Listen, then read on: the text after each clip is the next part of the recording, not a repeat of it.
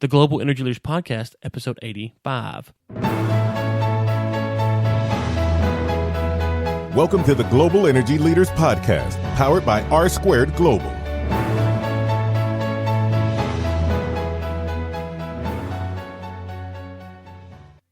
Welcome to another edition of the Global Energy Leaders Podcast. As always, I'm your host, Ryan Ray. So good to have you. And today we have on Dr. Ray Perryman again. And if you missed him, episode 56 is where you need to check out his first appearance on the show. It was really good, really entertaining, and really fun, I thought. And today he comes back on. We're actually recording this. We talk about it a little bit in the show, but just for a reminder that we're recording this on August 28th, which is a Monday. It's the weekend right after Hurricane Harvey. So if you're listening to us talk about the hurricane and we're trying to kind of work our way around it, it's just because we don't have a lot of data points to work with. The rain is still going on as we speak in Houston and Corpus Christi and those areas. But quick reminder, Dr. Ray Perryman is the president and CEO of the Perryman Group, and they do fantastic work there. He's all over the place. New York Times, Wall Street Journal. You'll see him all over the place if you start to follow his work. He is one of the top-notch analysts on oil and gas in the world. So be sure to check out his company and his group. We will link to all that in the show notes. Without further ado, here is Ray Perryman. Well, Ray, it's great to have you back on the show today. How are you doing? Great, Ryan. How are you? Good. For the listener standpoint, we're recording this on August 28th, which is right in the middle of Hurricane Harvey and what's going on down there. So thoughts and prayers to everyone involved. But we're going to talk about the storm here in a minute, so I wanted the listeners to know that by the time this actually released, everything will at least be on the up and up, hopefully, by then. But thoughts and prayers to everyone. But, Ray, let's talk about the storm. What impacts do you see, early on at least, for the oil and gas industry?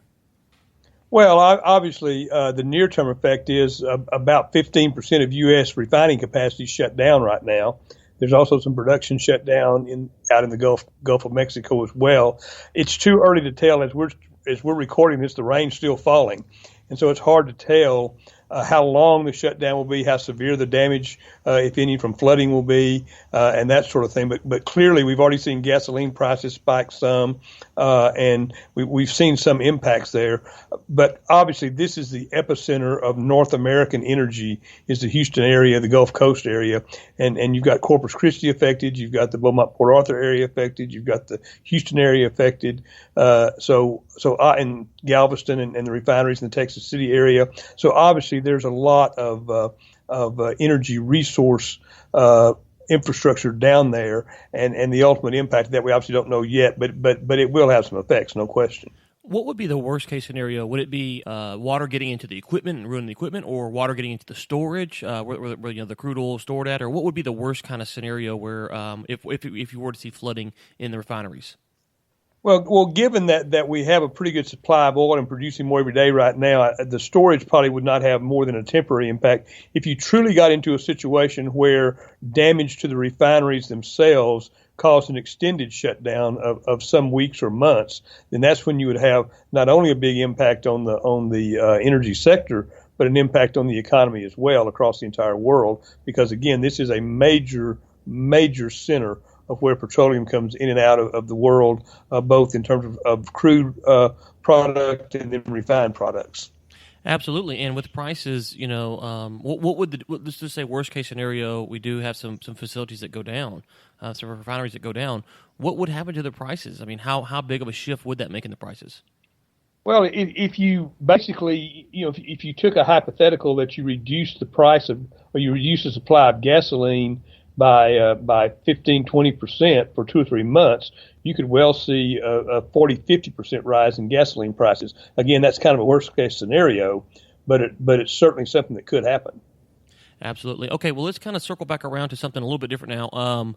Let's talk about the second quarter numbers have come out for, I think, just about everyone by now, by the time this is going to be out for sure. I know there were some big takeaways, at least from my opinion. You saw Cimarex, they looked to do pretty good. You saw Continental saying that they're going all cash. And you saw Pioneer take just a real beating in the market for, kind of a mixed opinion on that. It seemed like there was a little bit of maybe an overreaction. What were some of your takeaways from the second quarter earnings reports?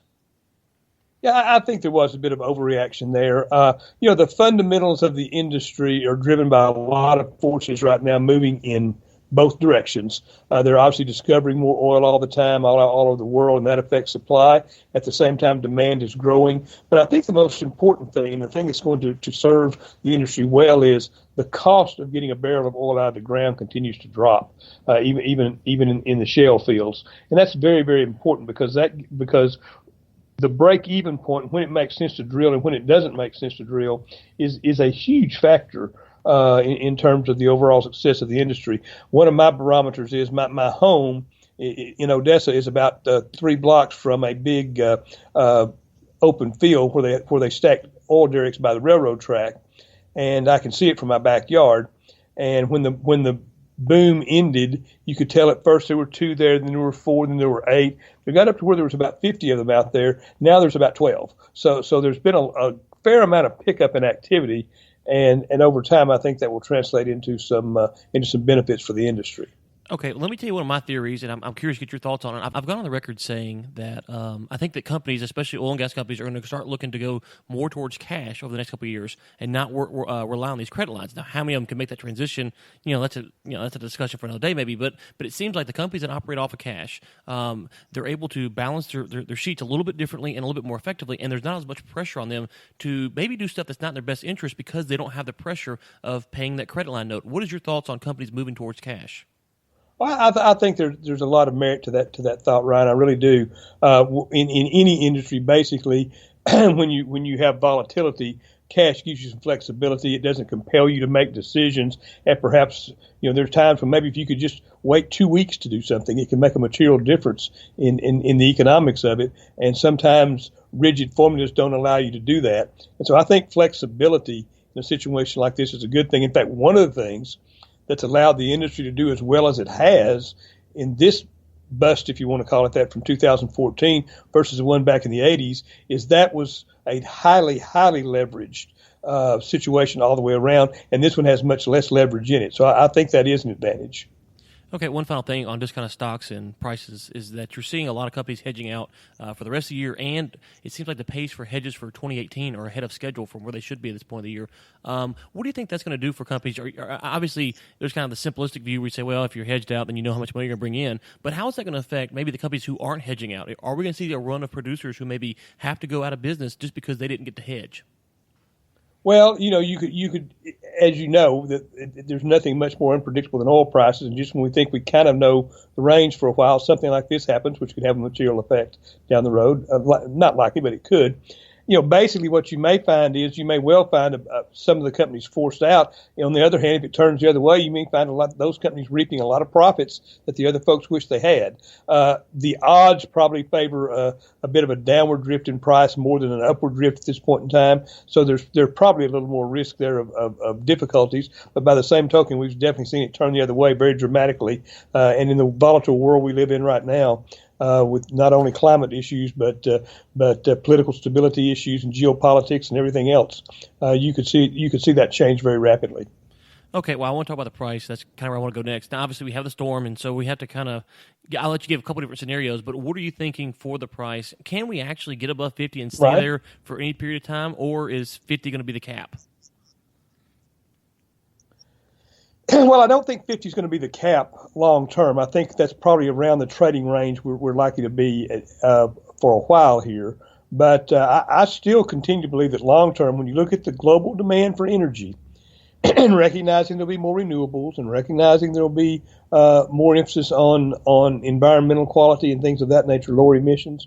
I think even given all of that, the sheer demand that's going to come out of the emerging countries of the world, particularly now that our oil can directly supply some of that demand, is going to prove to be beneficial for the industry. I think the long-term trend in prices is still likely to be upward despite all the supply and despite all of the kind of sluggishness we see right now. But near term, it's hard to see anything short of something we're totally not expecting, a big major geopolitical blow up, more bad weather in just the right places and just the right ways. It would take some things pretty unusual, pretty catastrophic, I think, to move you much above that range right now.